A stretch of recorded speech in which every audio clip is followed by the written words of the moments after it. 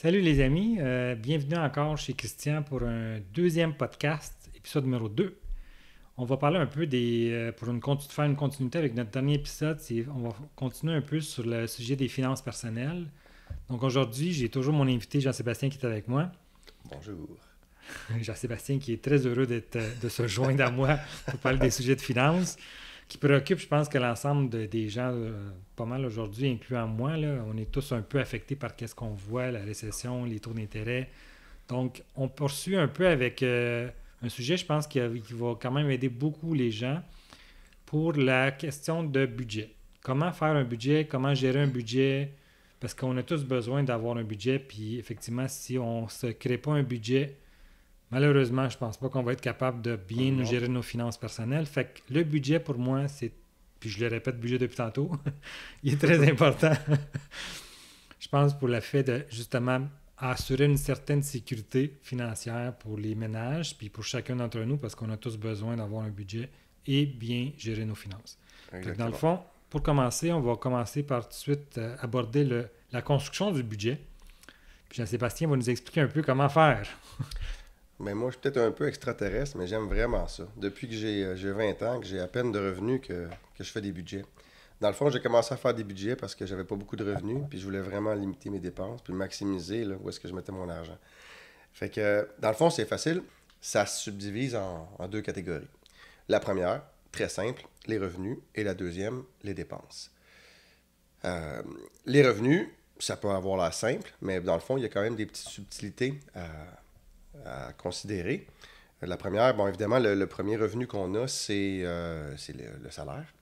Le salaire net, pas le salaire brut. Comme on regarde, ça ne tente pas toujours de regarder nos slips de paye, mais pour voir qu'est-ce qu'on paye comme déduction à la source, puis ce qui nous reste à la fin, ben, c'est important.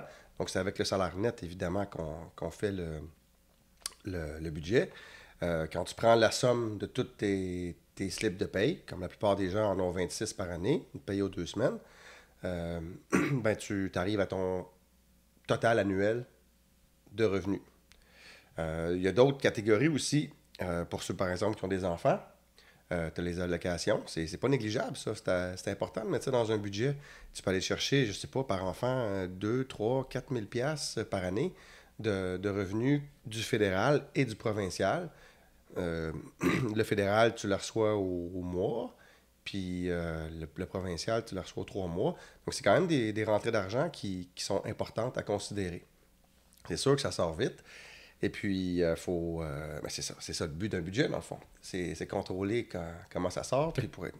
Fait que dans le fond, la première étape, ce serait de comme valider un peu l'entrée d'argent qu'on reçoit. Oui, ben Fait oui. que ça en solaire ou en allocation, comme tu dis, on consolide ça, puis on prend le net.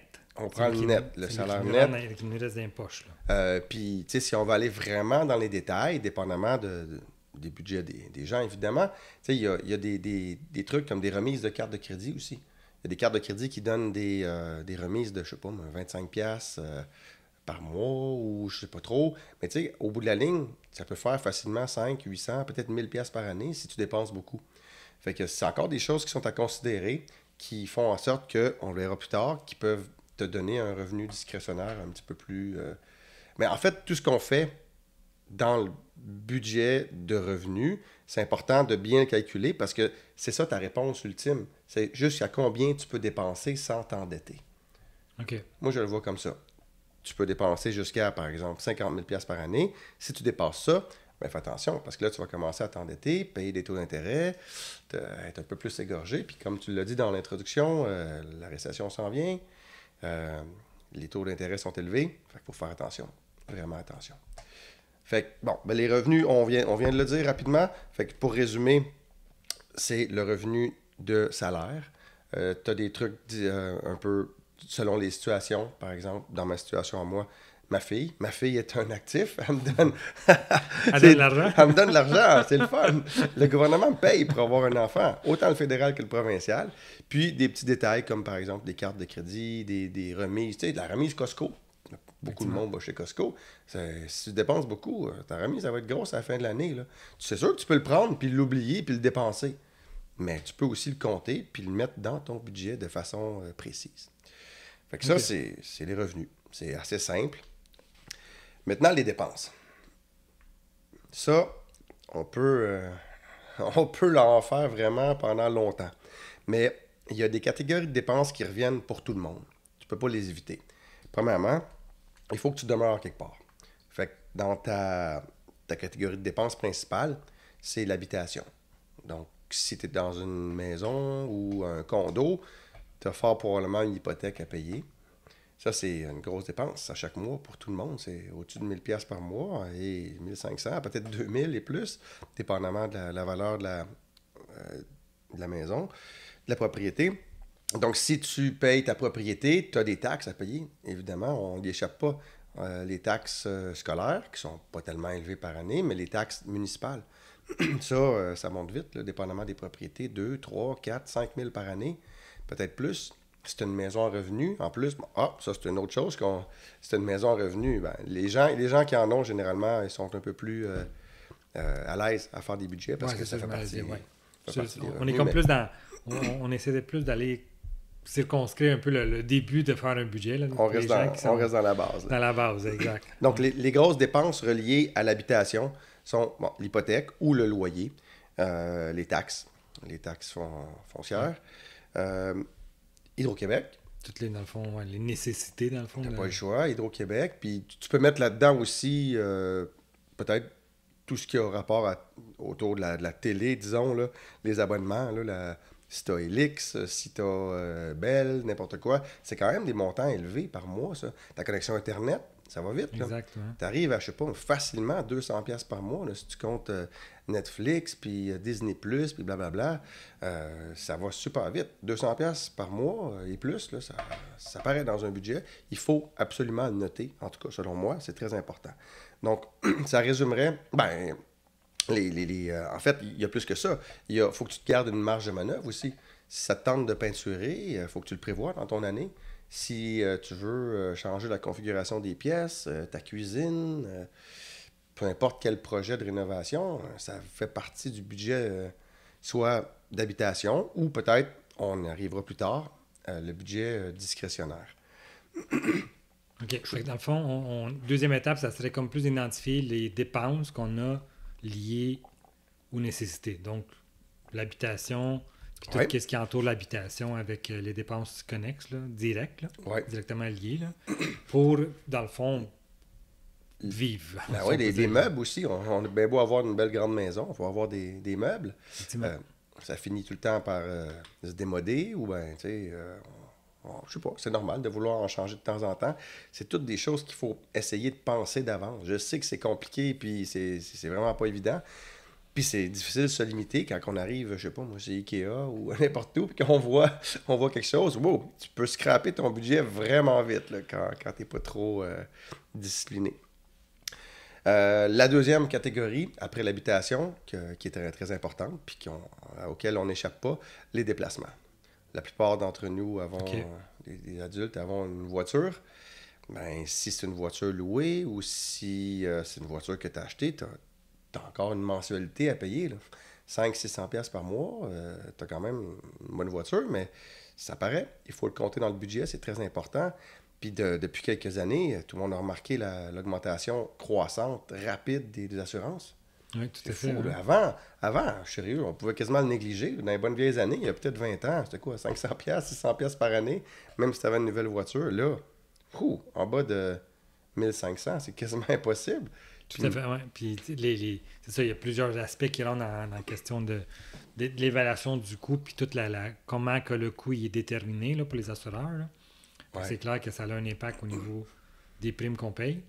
C'est sûr que, mais effectivement, c'est une dépense. Dépendamment d'où tu restes, le nombre de vols de ce véhicule-là, ainsi de suite, les accidents, ça va vraiment vite. Fait que tu mets, mettons, grosso modo, là, 5, 6, 7 000$ pour posséder ta voiture ou la louer, 500-600$ par mois.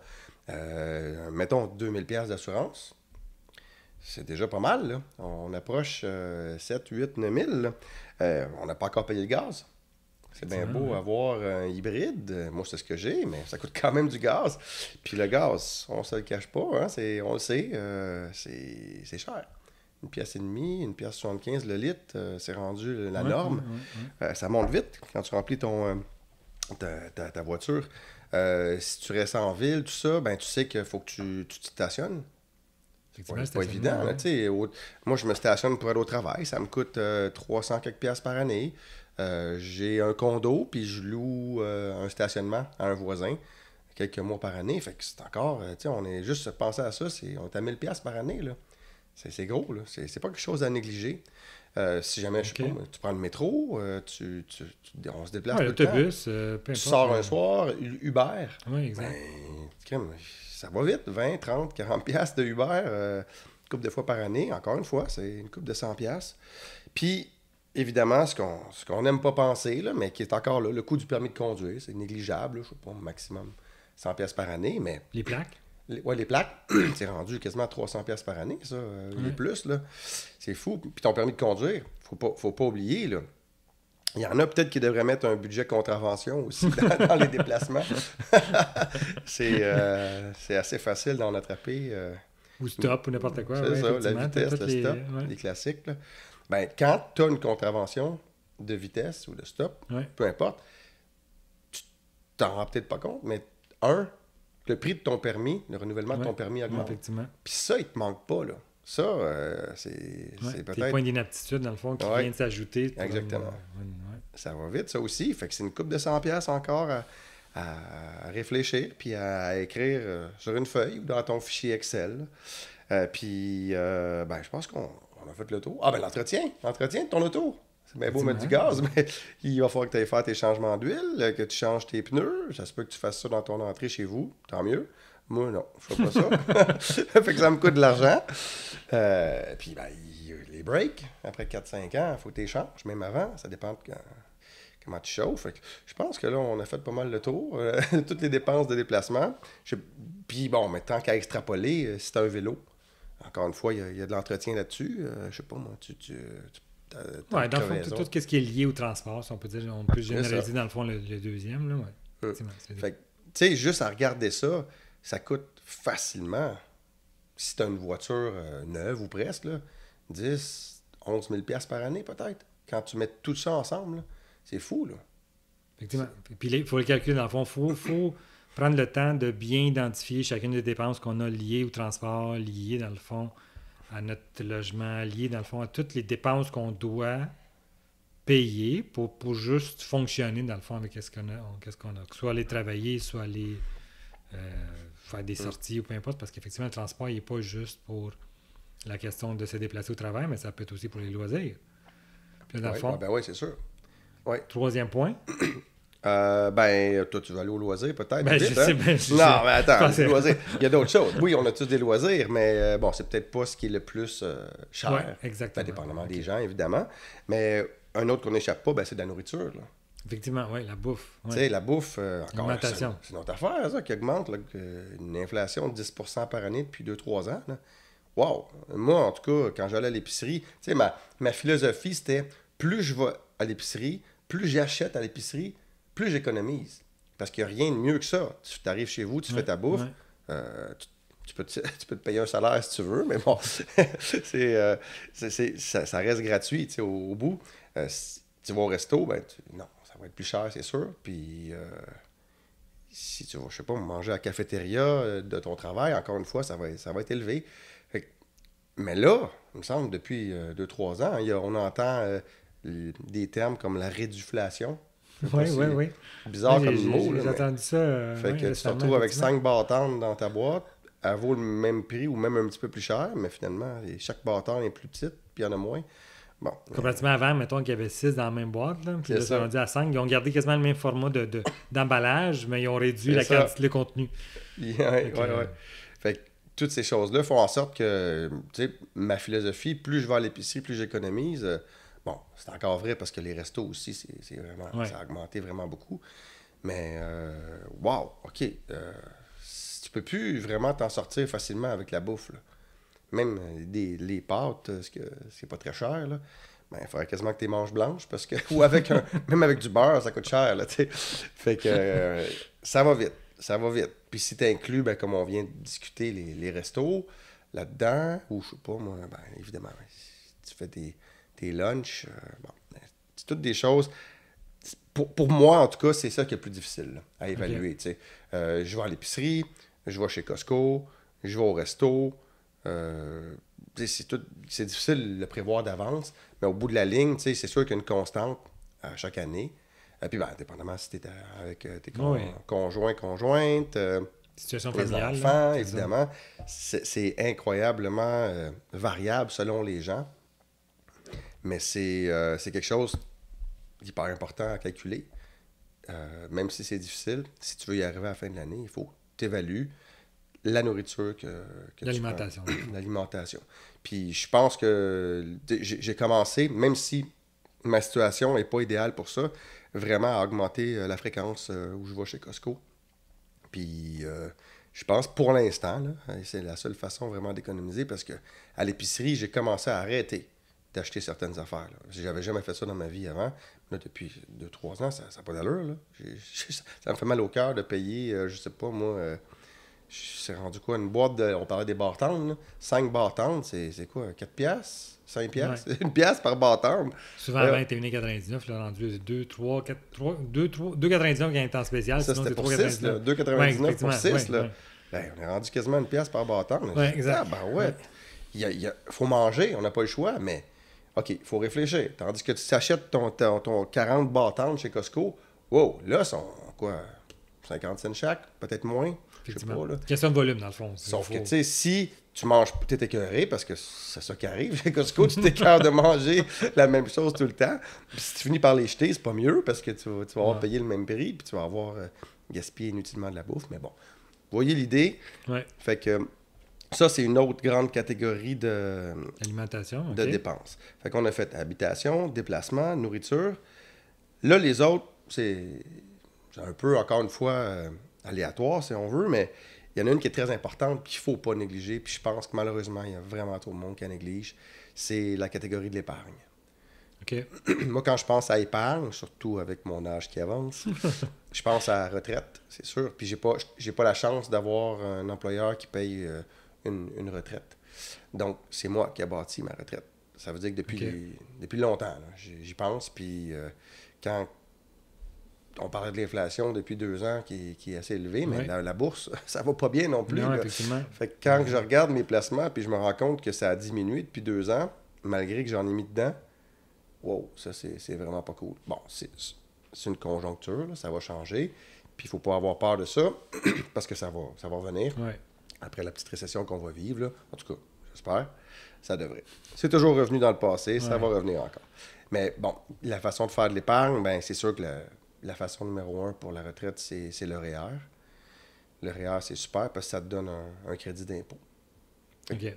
Tu sais, si tu veux être vraiment précis, quand tu regardes tes slips de paye à la fin de l'année, tu prends ta somme des salaires nets, tu arrives par exemple à 50 000.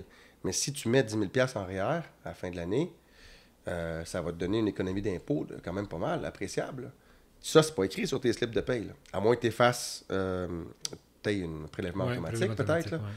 Il faut quand même calculer ça. Fait qu'au bout de la ligne, c'est sûr que c'est toujours plus fun de calculer ajuster le budget quand on a plus de revenus. Mais ça, c'est une source de revenus, ça. Le retour d'impôt. Faut pas le négliger non plus. C'est si on le place en réel. Si on le place en d'autres produits financiers, c'est pas nécessairement qu'il va y avoir un retour. Fait que ça, c'est clair que c'est encore là une question de comment on choisit de placer notre argent, l'épargne qu'on va faire. Exactement. Fait que la catégorie, c'était vraiment l'épargne, dans le fond. Oui, l'épargne. Fait que moi, je fais un lien direct avec la pension. Okay. En plus du REER, il y a le fameux CELI. Le CELI, il n'y a juste pas de mouvement d'impôt là-dedans. Un CELI, ça te permet d'économiser à l'abri de l'impôt. Dans le fond, c'est un compte d'épargne libre d'impôt. Libre d'impôt, exactement, oui. C'est l'acronyme, là. Oui, c'est vraiment le fun. Okay. Si, ça fait comme 15 ans à peu près que ça existe, là. 2009, je pense, oui. Si tu additionnes toutes les... parce que le CELI, il est quand même géré par l'État, si on veut. C'est le gouvernement fédéral qui détermine jusqu'à combien tu as le droit de déposer par année pour pouvoir bénéficier de l'économie d'impôt. Ben, pas de l'économie d'impôt, mais oui, c'est ça. Que ton argent fructifie à l'abri de l'impôt. Mais si tu fais le cumul de tout ça, je pense qu'on est rendu à 88 000 $ que tu peux mettre de côté. Puis tu peux faire, si tu es chanceux, je sais pas moi, 10 % d'intérêt. Fait que 8 000 $. à l'abri de l'impôt. Tandis que si tu avais un compte d'épargne normal ou un placement normal, ben, tu paierais de l'impôt là-dessus. Puis ça s'ajoute à tes revenus, donc c'est des pourcentages assez élevés, là. 35, 40, 50 pour ceux qui gagnent plus d'argent, là. Fait que ça, c'est une catégorie importante aussi à inclure dans un budget. Combien on veut mettre d'argent de côté, que ce soit pour la retraite ou, par exemple, un projet, soit un voyage, rénovation, n'importe quoi, qui est quelques centaines, quelques milliers de dollars. Si on a une autre catégorie aussi, si on a des enfants, OK, tantôt on blaguait, on disait que nos enfants peuvent nous rapporter de l'argent, mais bon, ça nous en coûte beaucoup. Il y a des dépenses aussi. Ça nous en coûte vraiment beaucoup, là. C'est une dépense aussi, là. Absolument, vraiment, oui. Le service de garde, l'école, les jouets, les outils technologiques. Les enfants, ils naissent avec ça, ils en demandent. La bouffe, il faut les nourrir, ces enfants-là. Ça monte vite, très, très vite aussi. Et c'est par milliers de dollars par année, quand on fait la somme de tout ça. Donc, c'est encore une fois quelque chose de très important. Pour les enfants qui sont au primaire, comme la mienne, mais l'été, on l'envoie au camp de jour, pour quelques semaines. Ouais. Encore une fois, ça monte vite. C'est des centaines qui sont vite des milliers. Et c'est important de les mettre dans une catégorie de budget. OK. Il y a... Fait que là, on est rendu à 4, dans le fond. Oui. OK. Habitation, déplacement, nourriture. Oui. Épargne. Épargne. Puis, les enfants, pour ceux que ça concerne.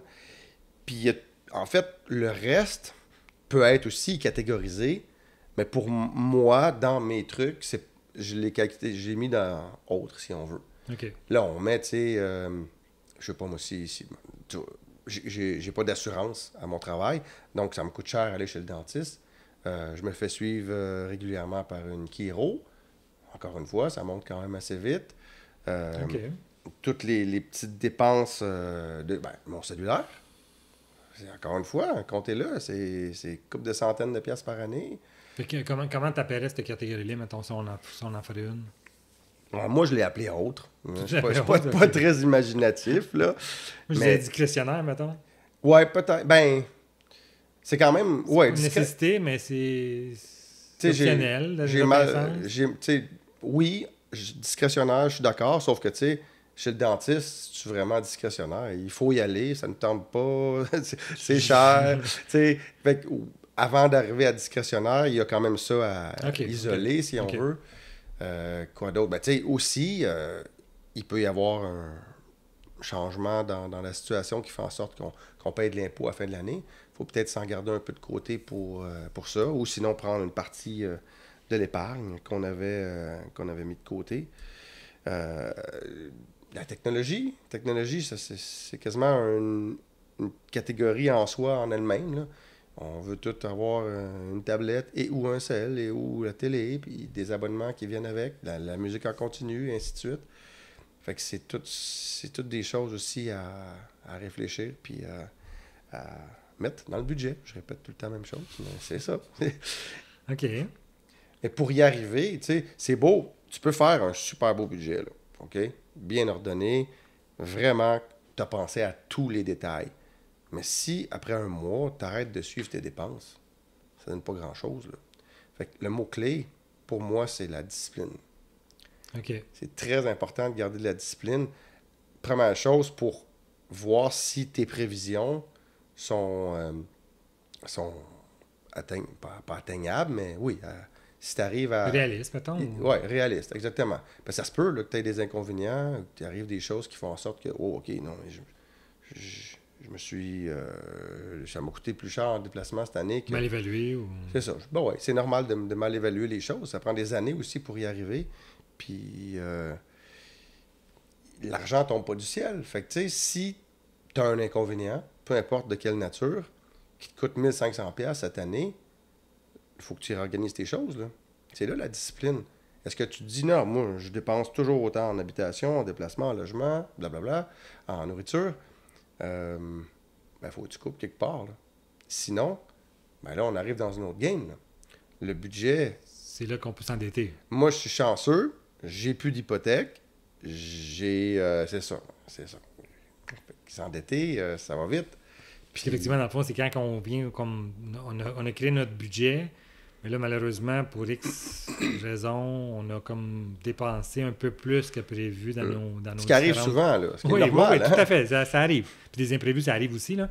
Mais effectivement, c'est là que des fois, si on n'a pas de marge de manœuvre, mais malheureusement, on va empiéter un peu sur les cartes de crédit, on va emprunter peut-être même un prêt personnel à la banque, ça peut être ça aussi, Oui. puis qu'on va devoir rembourser. Fait que c'est toutes des petits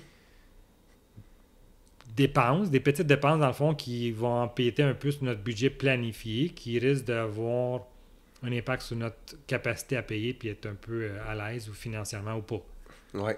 Puis, dans le budget que moi j'ai appelé autre, il y a cette fameuse catégorie-là qui est vraiment, vraiment plate, mais c'est les intérêts, là. Si tu n'arrives pas à payer ta carte de crédit, wow, tâche ta tuque, là. Ça va te coûter, je sais pas, des dizaines, des centaines ou des milliers de dollars par année, là. Encore une fois, c'est une dépense qu'il faut remarquer, puis il faut l'indiquer comme il faut à la bonne place pour être sûr qu'on puisse la contrôler le plus possible. Tu sais, un budget, c'est une façon de contrôler aussi peut-être sa vie. Oui, on peut tirer le raisonnement jusque-là, là. Si tu te rends compte, après avoir fait un budget, sans avoir changé tes habitudes, que tu payes 2300 pièces d'intérêt par année, ça fesse quand même, là. Ça veut dire que peut-être que tu vas te mettre à payer ta carte de crédit plus vite. Peut-être que ton prêt personnel, tu vas te rendre compte que, ouais, OK, c'est important de le payer plus rapidement, parce que plus je le paye vite, moins je paye pas d'impôt, d'intérêt. Fait que ça, en tout cas, je trouve que moi, ça me fait mal de voir qu'on peut payer autant d'intérêt, parce que c'est vraiment une charge, là. C'est de l'argent qui est perdu, là. C'est juste pour mieux vivre, on emprunte pour mieux vivre à court terme, mais il faut vérifier l'impact que ça a à long terme. Parce qu'une autre partie du budget, c'est ça, là. C'est, comme on disait, la pension, les épargnes. Ben, si tu veux y arriver, il faut que tu le prévois. Sinon, si tu maintiens le même budget puis tu es serré tout le temps, ou pire encore, que tu payes des intérêts à chaque année, qu'est-ce qui va arriver à 62 ans quand tu vas être fatigué puis tu vas avoir envie d'arrêter de travailler? Oups! Si ta maison n'est pas payée, si tu as gardé le même rythme de vie, si tu vas encore avoir un char récent. En location ou... Oui, c'est ça. Effectivement. Ça marche plus, là. Tu es pris dans la roue, puis il faut que tu continues de travailler. Tu te blesses, tu peux plus travailler. Là, ouais, il faut que tu changes drastiquement ta vie. Fait que pour moi, puis pour la plupart des gens, j'imagine, c'est comme une photo, là. Le budget, c'est voici ma vie en post-budgétaire. C'est vraiment plat. En chiffres. En chiffres. Oui, c'est ça. Ma vie en chiffres, puis en détail de mes dépenses, puis de mes revenus. Puis voici comment on peut jouer avec, là. Puis pour y arriver, ça prend la discipline, puis de la rigueur. C'est plate. Bon, moi, comme je disais, je suis peut-être extraterrestre, j'aime ça, mais c'est plate pour la plupart des gens, puis c'est difficile aussi. Très, très difficile. Puis si, mettons, dans le budget, y a-tu comme les dépenses de voyage? Mettons, si on aime ça voyager, il faut les... oui. Il y a souvent, on oublie voyage et loisirs là-dedans. Fait que, tu sais, c'est clair que c'est une autre catégorie à part, mettons. Ça, tu vois, ça pourrait être la fameuse catégorie qu'on a évoquée tantôt, le budget discrétionnaire. OK. Tu sais, la première chose à couper, si tu as un inconvénient ou si tu as un nouveau projet, je pense que c'est là. Tu peux pas couper dans ta maison, à moins de... Ouais, c'est un gros move là, de décider de déménager. Là. Peut-être que ça te coûte plus cher au bout de la ligne. Tu peux pas couper vraiment dans tes déplacements, peut-être. Dans ta bouffe, vraiment pas. Fait que oui, c'est ça. Faut que tu coupes... tu peux couper dans l'épargne, parce que ça, ça t'aide. Des fois, ça fait un peu mal de savoir que tu pitches de l'argent dans un REER pour ton futur. Mais plus tu le mets rapidement, plus ça va être profitable. Donc oui, c'est le voyage. Puis toutes ces catégories-là dans le budget discrétionnaire qui sont à couper, c'est là. Si tu as prévu 3000 $, pour aller... spectacle, mettons. Oui, c'est ça, exactement. Oui. Ça va vite, ça aussi. Fait qu'il faut... Il faut garder ça bien en tête, que c'est là, malheureusement. C'est ce qui est le plus fun. On travaille pour avoir nos vacances, la plupart du temps. Puis là, si nos vacances sont un peu scrapées à cause d'un inconvénient, puis ça nous coûte cher, c'est plate. Mais bon, c'est peut-être mieux de faire attention à court terme, ça a un moins gros impact à long terme. Si tu veux continuer d'aller en vacances puis d'augmenter ta charge d'intérêt, c'est un choix. Moi, je le recommande pas. OK. Surtout pas de nos jours. OK. C'est bon. Mais je pense que ça complète quand même, grosso modo, c'est quoi le budget. Fait que si je vais récapituler, OK? Tu me diras voir si mes points que je vais récapituler sont quand même un peu dans ton ordre de construction que tu as fait. Fait que la première affaire, c'est dans le fond, première étape, ça serait d'identifier nos revenus. Ouais. Peu importe les différentes sources, ça peut être salaire, ça peut être allocation, ça peut être différentes, même des placements, si exemple on a un intérêt, ben c'est tout calculer un peu les ristournes, les cartes de crédit qu'on peut avoir comme entrée d'argent. Puis on en a parlé plus tard, mais le retour d'impôt, il y en Effectivement, a qui ont des retours d'impôt à chaque année. Là. Effectivement. C'est à C'est considérer. un autre, effectivement. Fait que tout ce qui est entrée d'argent, dans le fond, c'est peut-être prendre un fichier Excel, prendre un papier blanc aussi. On peut prendre une feuille blanche. Bien, exactement. Puis tout, dans le fond, énumérer chacune des entrées d'argent qu'on reçoit dans l'année pour avoir, exactement notre prix, notre revenu net. Le C'est chiffre vraiment magique. le chiffre magique net. Ça, Deuxième étape, ça serait de calculer, dans le fond, toutes les dépenses. Fait qu'on fait le même exercice que les rentrées d'argent, mais là, c'est les sorties d'argent. Puis là, on va y aller avec les différentes catégories que tu as parlé. On parle de nourriture, on parle de logement, déplacement. C'est toutes des choses qu'on peut pas. On ne peut pas passer à côté de ça. C'est une nécessité, dans le fond. Là. Fait qu'on n'a comme pas le choix de les calculer. Fait qu'on fait la même chose que nos entrées d'argent. On va les lister un par un, toutes nos obligations financières en lien avec ces dépenses-là. Fait que dépenses de loyer, dépenses de transport. Puis quand on parle de transport, comme on le disait tantôt, toutes les dépenses associées au transport, le gaz, l'assurance. Puis après ça, on fait notre total aussi en dépenses pour voir un peu c'est quoi le montant. C'est clair que là, si on fait une équation revenus-dépenses, puis les dépenses sont déjà plus élevées que les revenus, on a un problème. Un gros problème, ouais. C'est clair que là, il va falloir revoir un peu nos dépenses pour aller minimalement équilibrer le budget. Parce que si on veut faire un peu d'épargne, parce que tu as parlé d'épargne, mais pour faire l'épargne, il faut être capable d'équilibrer nos dépenses puis avoir un surplus. Parce que si on n'a pas de surplus, on ne peut pas faire d'épargne. C'est clair, un ne va pas sans l'autre. Le surplus, on peut l'appeler aussi le coussin de sécurité. OK. Coussin de sécurité, OK. Puis ça, ben, on peut le flober. Effectivement, c'est ça. On peut aller le boire, on peut n'importe quoi, mais on peut aussi le garder de côté, puis faire des intérêts, puis le mettre dans le fameux budget qui est un peu plate, là, l'épargne. Mais quand c'est là, ça te permet de sauver des intérêts quand il t'arrive un inconvénient. Okay. Tu vas piger dans ton budget, c'est comme tu vas piger dans ton compte de banque, plutôt que d'emprunter à la banque, puis qu'ils te chargent en masse d'intérêts. Fait que c'est une façon, vraiment, l'économie, c'est très, très, très important. Là. OK. Puis, mettons, quand on parle... Donc, pour moi, c'est clair qu'il faut faire une liste d'entrées d'argent, une liste de sorties d'argent. Puis là, il faut arriver minimalement égal ou, idéalement, c'est plonger dans l'épargne, dans le fond, d'aller chercher un surplus pour pouvoir le placer. Puis là, ben, on le place soit en REER, comme tu as dit, soit en... Peu importe les différentes façons de placer, là, que ce soit à la bourse, des investissements, des fonds, pour aller chercher, pour, dans le fond, faire fructifier cette épargne-là pour qu'il devienne éventuellement un plan de retraite, que ça devienne un montant de surplus, que ça nous donne un coussin, ça nous donne, peu importe les façons de le faire gonfler pour qu'on puisse justement aller chercher une meilleure qualité de vie. Oui, ben oui, c'est ça. C'est ça, dans le fond. Le budget va te permettre d'établir c'est quoi ta qualité de vie? Jusqu'où tu peux te permettre d'aller dans chacune des dépenses. Tu peux pas couper dans 3 ou 4 grosses catégories de dépenses, là, celles qu'on a nommées depuis le début, mais dans le voyage, puis dans les restos. Puis y a-tu des trucs, mettons... mais est-ce que mon résumé est correct? Est-ce que on a vu ça de la même façon. Là. OK. Puis est-ce que, mettons, souvent, il y a souvent des intéressés qui vont dire « Ouais, mais comment je fais pour épargner? Parce que moi, j'arrive pas là, quand je fais mon équivalent. Et clairement, mes dépenses sont plus élevées que mes entrées d'argent. » Fait que, tu sais, c'est clair que pour moi, si on voit ça, différentes pistes de solutions, ça serait, exemple, d'aller chercher un emploi, de changer d'emploi pour aller chercher une meilleure rémunération qui va nous permettre d'avoir une meilleure entrée d'argent, donc aller balancer de ce côté-là. deuxième solution que moi je peux voir, c'est revoir chacune des dépenses, puis voir s'il est là-dedans dans la nécessité, parce que tantôt tu parlais de Costco, on parlait d'alimentation. Donc, d'aller voir dans chacune des dépenses qu'on a là, celles qu'on est capable d'aller peut-être même amincir un peu. Là. Enlever une petite couche ou deux, si on est capable d'économiser soit sur le volume, soit sur la façon, soit sur l'exemple qu'on parle d'abonnement, ou on parle de technologie tantôt qu'on avait besoin. Mais dans la technologie, on peut économiser. Exemple, on va acheter du usager des fois. Là. Ça peut être pas obligé d'acheter toujours du neuf. Mettons qu'on a besoin de tablette ou un téléphone.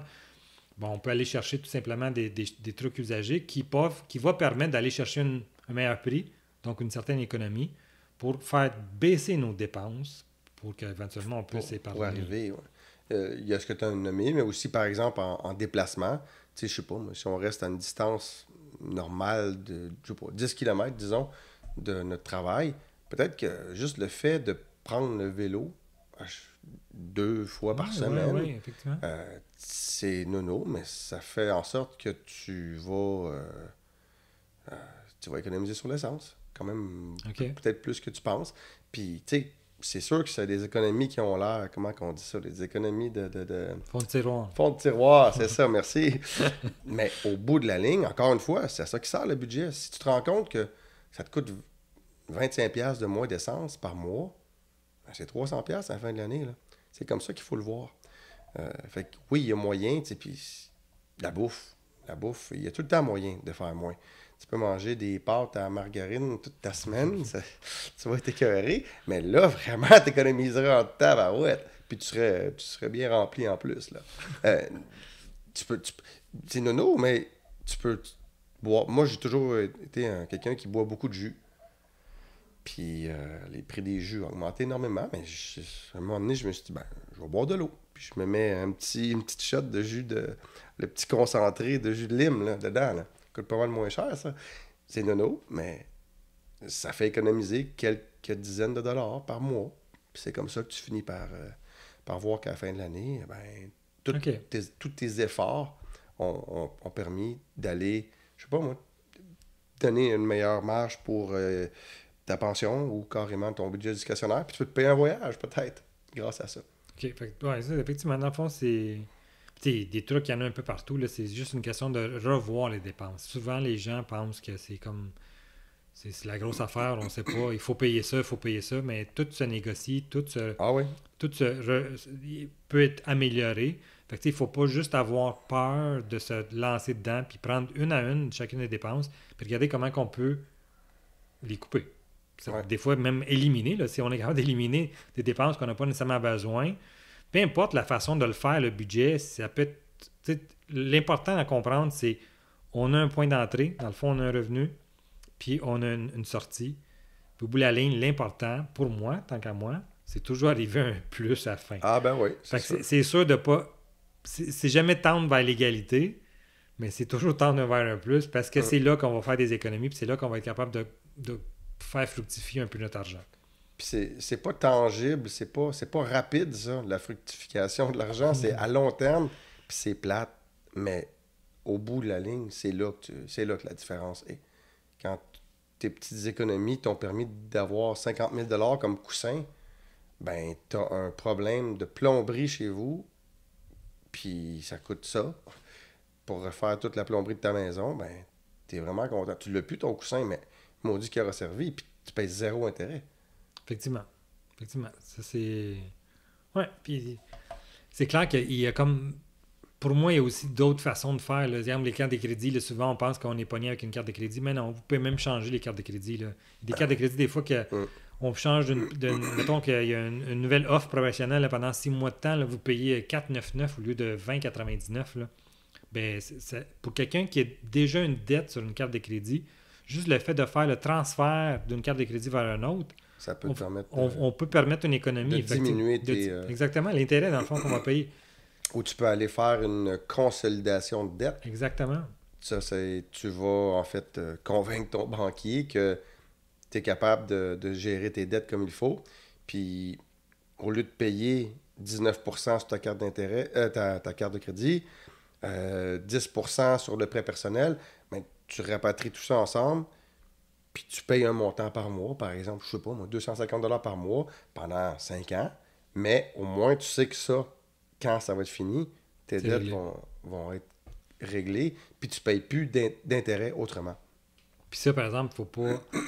Une fois qu'on a fait une consolidation de dette, l'important, c'est pas d'en créer d'autres. Eh bon, non, c'est ça. Ouais. C'est- Bon, c'est ça sous-entendu. dit c'est consolidation de dette. On consolide puis on garde ça là. Ah oui, c'est ça. OK. Fait que je pense qu'on a fait le tour. Je sais pas si les gens ont des questions, éventuellement, on Ben, sera prêt à les répondre, à y répondre. gênez-vous pas pour les questions. Dans le fond, ça nous fait plaisir de parler de finances. Je pense que c'est un sujet qui nous tient à cœur. Moi, personnellement, ça me tient à cœur. J'aime partager mes expériences. Je pense que Jean-Sébastien aussi. Ben Avec oui. nos expériences professionnelles et personnelles, on a quand même plusieurs choses à parler. Donc, si vous avez des questions, des commentaires, laissez-les. Puis, ça va nous faire plaisir de se poursuivre, dans le fond, dans peut-être d'autres épisodes sur ces sujets-là Mhm. qui touchent un peu tout le monde. Puis, d'ici le prochain, ben, au plaisir de vous revoir.